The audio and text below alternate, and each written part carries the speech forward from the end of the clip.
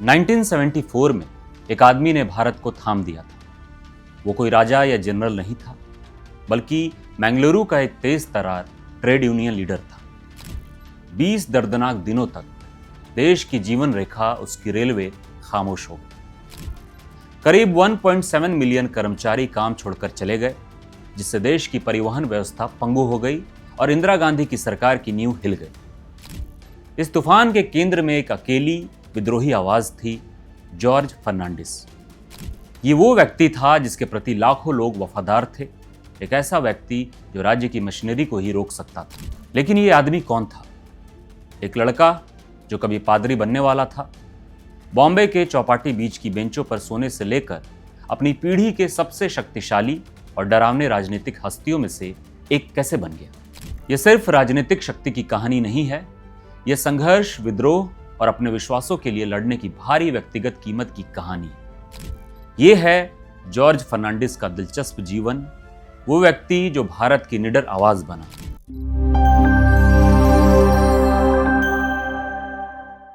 George Fernandes की कहानी सत्ता के गलियारों में नहीं, बल्कि तटीय शहर मैंगलुरु में शुरू होती है, जहां वो 1930 में एक कैथोलिक परिवार में पैदा होते हैं।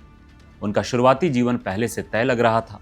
अपने परिवार की इच्छा के अनुसार उन्हें 1946 में एक पादरी के रूप में प्रशिक्षित होने के लिए बेंगलोर के लिए एक सेमिनरी में भेज दिया गया।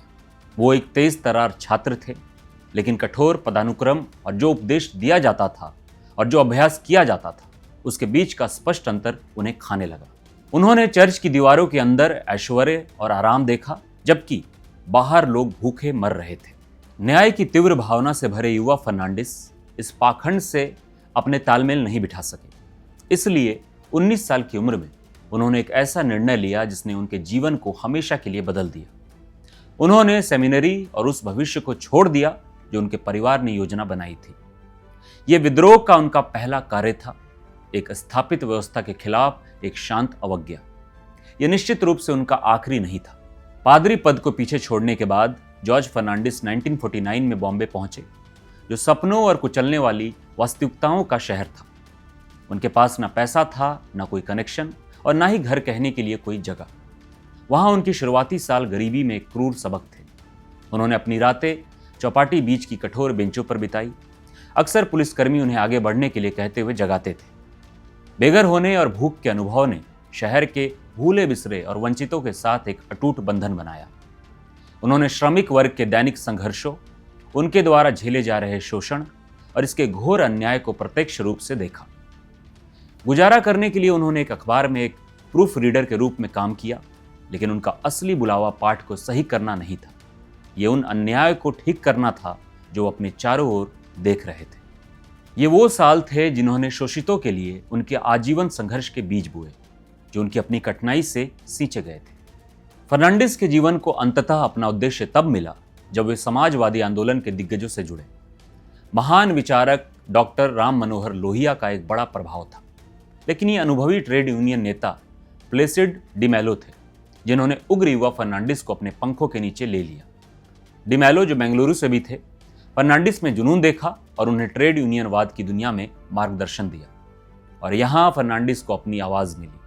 उन्होंने छोटे पैमाने के सेवा उद्योगों में श्रमिकों को संगठित करना शुरू किया, होटल और रेस्टोरेंट कर्मचारियों के लिए लड़ाई लड़ी और जल्द ही शहर के श्रमिक आंदोलनों में एक ताकत बन गए। उन्होंने एक करिश्माई और पूरी तरह से निडर आयोजक के रूप में ख्याति अर्जित की। 50 और 60 के दशक के दौरान उन्होंने बेहतर मजदूरी और काम करने की स्थिति के लिए लड़ते हुए बॉम्बे में अनगिनत हड़तालें और बंद का नेतृत्व किया। इस सक्रियता की एक कीमत थी, वो हमेशा अग्रिम पंक्ति में रहते थे।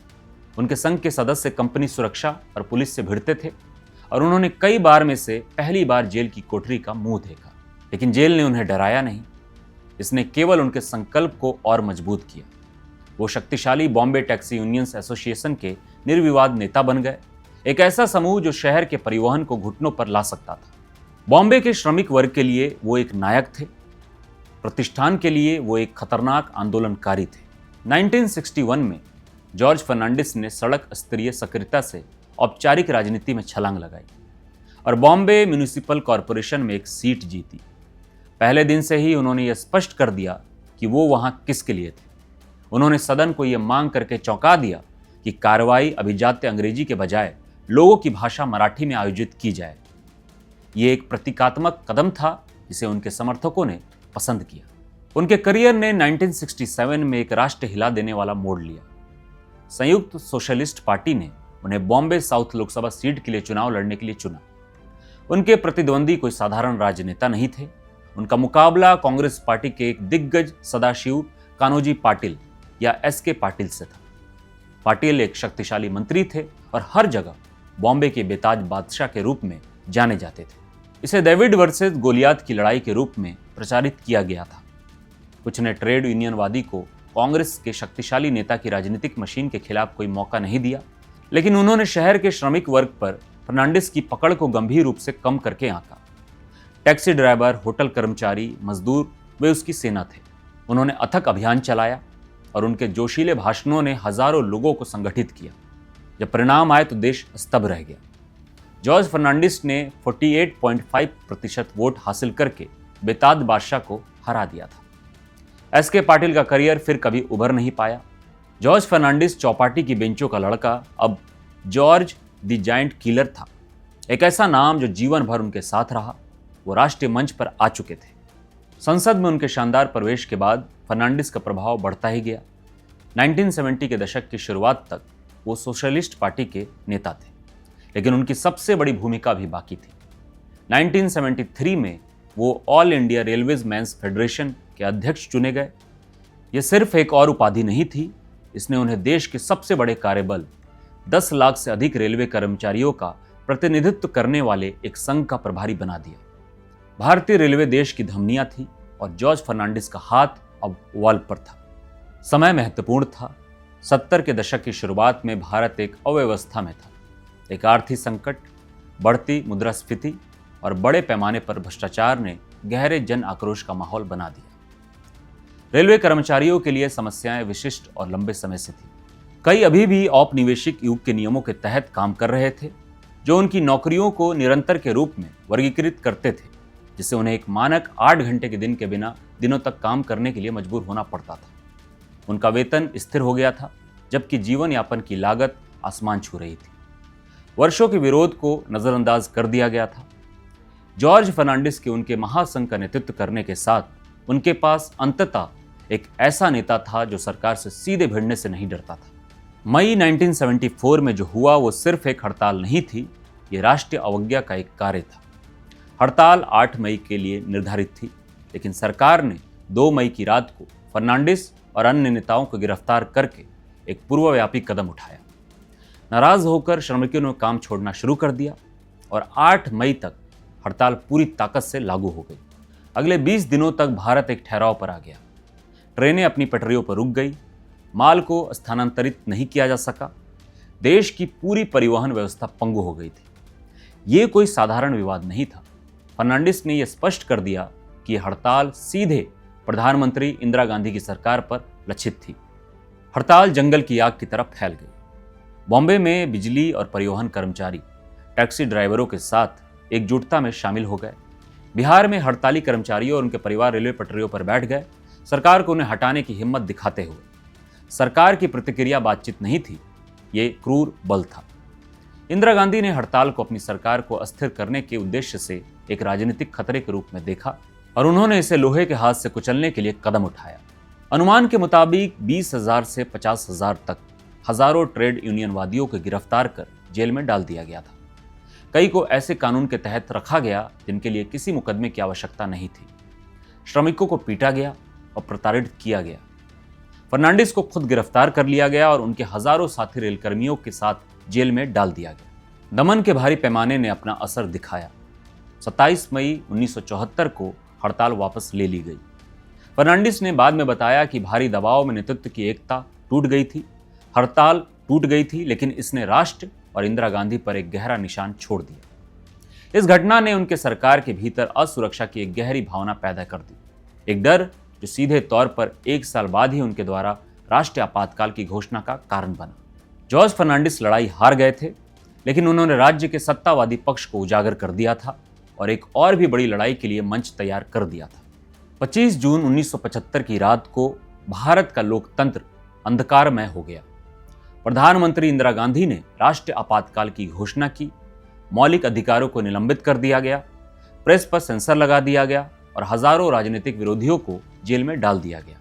यह स्वतंत्र भारत के इतिहास का सबसे काला अध्याय था। जबकि अन्य विपक्षी नेताओं को आधी रात की छापेमारी में पकड़ लिया गया था, जॉर्ज फर्नांडिस दिल्ली में नहीं थे। कार्रवाई की सूचना मिलने पर उन्होंने एक पल में निर्णय लिया जिसे वो सत्ता का अवैध दुरुपयोग मानते थे। उसके सामने आत्मसमर्पण करने से इनकार करते हुए वो गायब हो गए। जॉर्ज फर्नांडिस भूमिगत हो गए। लगभग 1 साल तक वो भारत में सबसे वांछित व्यक्ति बन गए। उन्होंने इंदिरा गांधी के शासन के खिलाफ एक उच्च जोखिम गुप्त प्रतिरोध का नेतृत्व किया।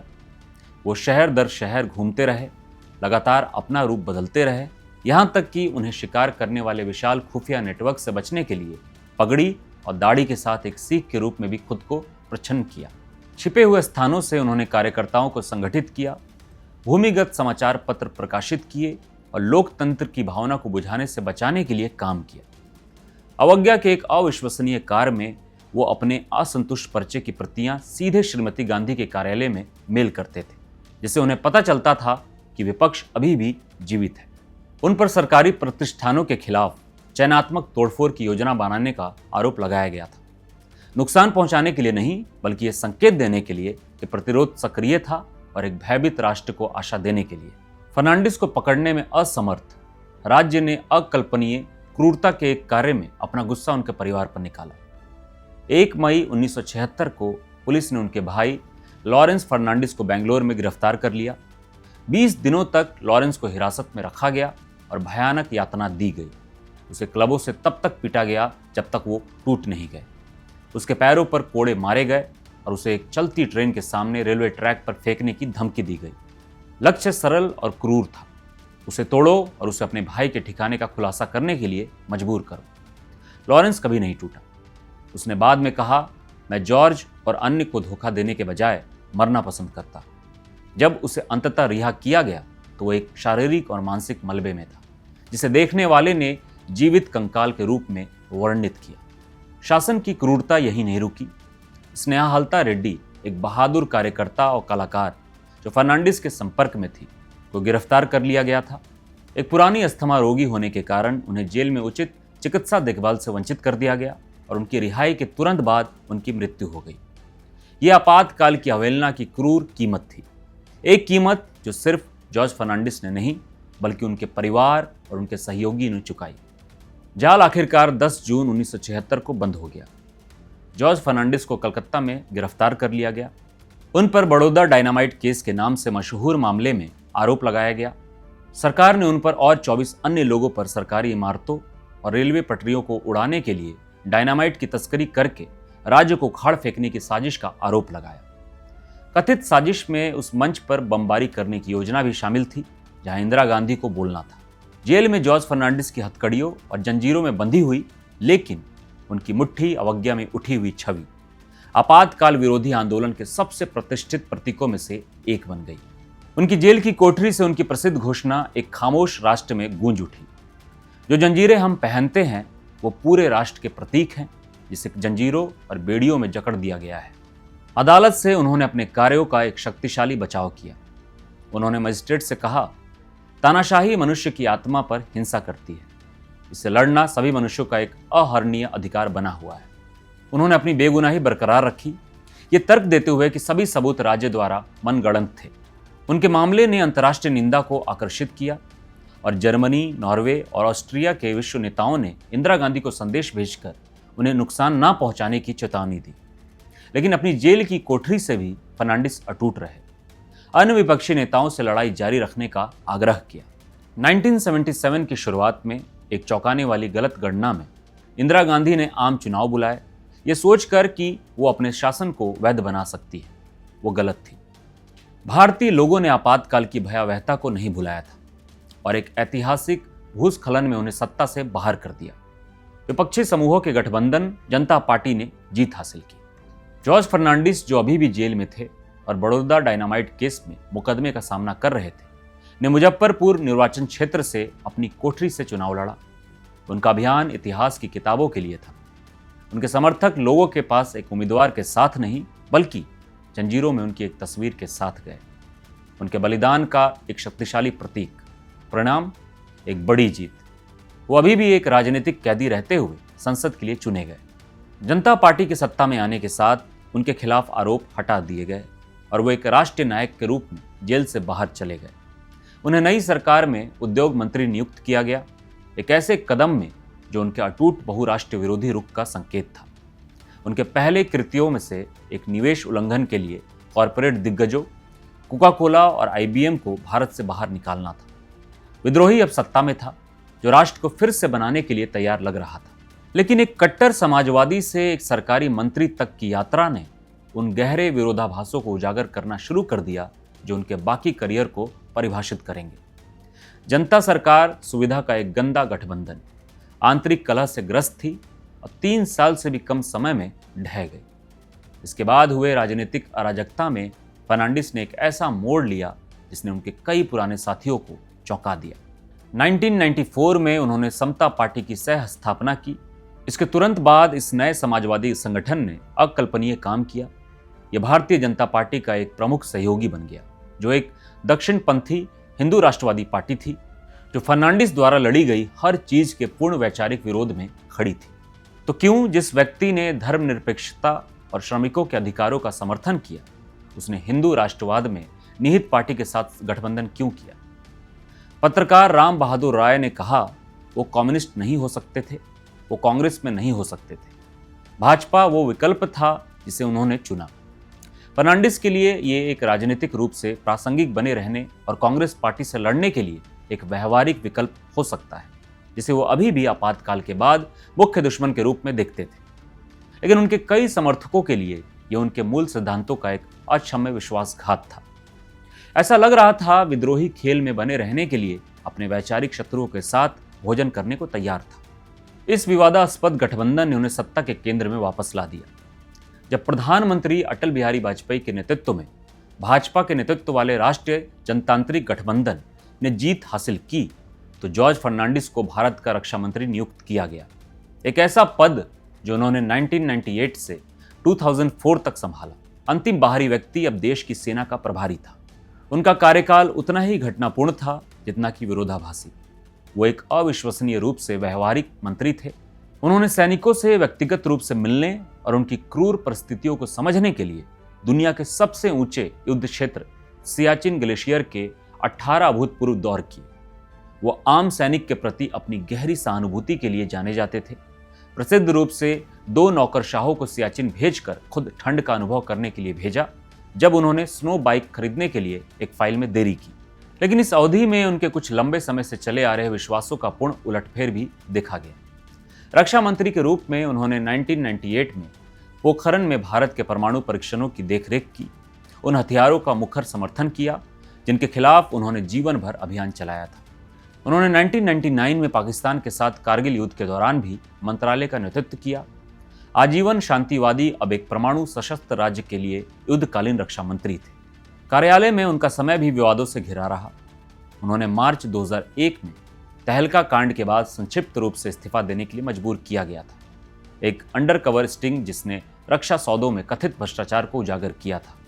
हालांकि बाद में उन्हें बरी कर दिया गया और बहाल कर दिया गया, लेकिन आरोपों ने एक ईमानदार योद्धा के रूप में उनकी छवि को धूमिल कर दिया। उनके कार्यकाल में नौसेना प्रमुख एडमिरल विष्णु भागवत की विवादास्पद बर्खास्तगी भी देखी गई, जिससे नागरिक सैन्य संबंधों पर सवाल उठे। आपातकाल के दौरान उनके प्रतिरोध को परिभाषित करने वाली नैतिक स्पष्टता अब उच्च पद पर रहने की धुंधली वास्तविकताओं से धूमिल हो गई थी। जॉर्ज फर्नांडिस का राजनीतिक जीवन अगले वर्षों में समाप्त हो गया।